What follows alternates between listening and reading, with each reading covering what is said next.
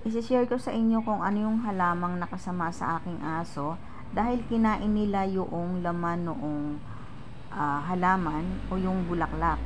Isi-share ko sa inyo kung anong halaman yun kasi baka meron din kayong ganong halaman tapos meron kayong alagang aso na napakadelikado sa ating mga alaga.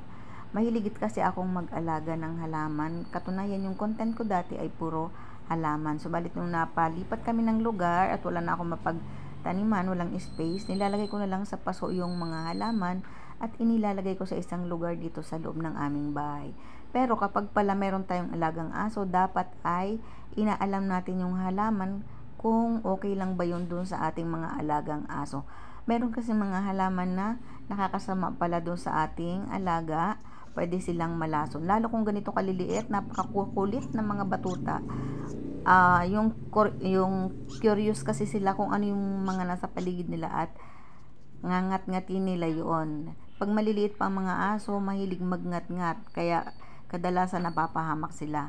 Kaya yung mga halaman na ilalagay natin sa ating bahay, dapat ay alamin muna natin kung yun ba hindi makakasama sa ating alagang aso. Lalo kung marami kayong alagang aso, ang mga aso kasi ay mahilig magngat-ngat. Kahit anong ngat-ngatin yan, tsinelas o kahit ano, kung anong makita nilang mga pwedeng ngat-ngatin, mahilig silang magngat-ngat at kahit halaman, pwede nilang ngat-ngatin. Although may mga listahan ng mga halaman nakakasama sa aso, pero yung isi-share ko sa inyo ay yung na-experience ko na kinain nila at sila ay napasama. Ito yung halamang sinasabi ko sa inyo, napakagandang bulaklak at madali lang siyang buhayin. Kaya madalas ganito ang mga tinatanim lalo sa probinsya. Kung tawagin yan sa amin ay lirio. Subalit pag sinearch nyo sa Google o kaya ang tawag sa ibang lugar ay amaryllis. Maraming variety ang amaryllis o yung tinatawag sa amin na lirio. May iba't ibang kulay, may orange, may pula, may double petals, may single, kaya may inganyo kang alagaan yung halaman na yan. Kasi maganda naman talagang tingnan, mabilis dumami, at madali lang siyang itanim.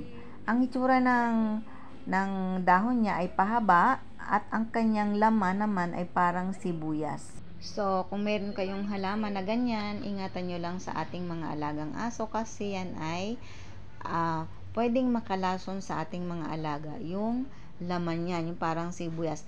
Kasi ngayon ay na-experience ko na yung halaman na yan, kinain nila yung parang sibuyas na yun, ninat-ngat nila. At ang nangyari dun sa aking isang aso ay nakita ko na lang na matamlay siya at suka siya ng suka. So, minsan kasi yung ating mga alaga ay sumusuka rin kapag nagugutom na. So, akala ko ay yung aking aso ay nalipasan lang ng gutom kaya sumusuka, pero kakaiba yung kanyang suka. Ang sinusuka niya ay malapot na laway na mayroong bula-bula. At nung chinek ko yung suka ng aso ko ay mayroong laman-laman na nung nakita ko, na-notice ko na parang mayroong sibuyas. Kaya nag-inspect ako, hinanap ko kung saan nila nakuha yung kanilang kinain. At nakita ko yung aking isang paso na binunot nila yung halaman at kinain nila yung laman, yung parang ang sibuyas. Kaya yung aso ko ay nagtamlay, nagsuka at ayaw na niyang kumain. So, pag ganun ang nangyari sa inyong mga alaga, ang gawin nyo ay kumuha kayo ng brown sugar at yun ang ipakain nyo dun sa aso. Pakainin nyo ng isang kutsarang brown sugar. Kung ayaw niyang kumain, pilitin nyo, bukahin nyo yung bunganga at isubo nyo yung brown sugar. Pwedeng yung aso nyo na nalason ay susuka ulit. Isusuka niya kasi yung nakain niyang lason o yung nakain niyang halaman na nakasama sa kanya. Pag ganon, huwag kayong mabalisa kasi isusukan niya lang yung nakain niya na nakasama sa kanya. Next po, second option, pwede niyong pakainin ng itlog. Yung dilaw ng itlog o yung tinatawag na, yung pula ng itlog, yung egg yolk. Pakainin niyo yung aso para bumalik yung lakas niya at maisukan niya yung nakain niyang lason o yung nakain niya na nakasama sa kanya, yung nakalason sa kanya. Halaman man yan o hindi, basta may nakain siya na nakasama sa kanya, pakainin nyo ng itlog o kaya ay brown sugar. Marami kaming alagang aso pero bihira lang ako magdala sa vet. Dinadala ko lang ang aming aso sa vet kapag mga tuta pa sila, nakakailangan nila ng mga vaccine. Pero kapag malaki na sila o basta mga minor lang na mga nararamdaman, akin pong nilulunasan ng mga home remedies ang aking mga aso at marami na akong napatunayan na gumagaling sila sa mga home remedies.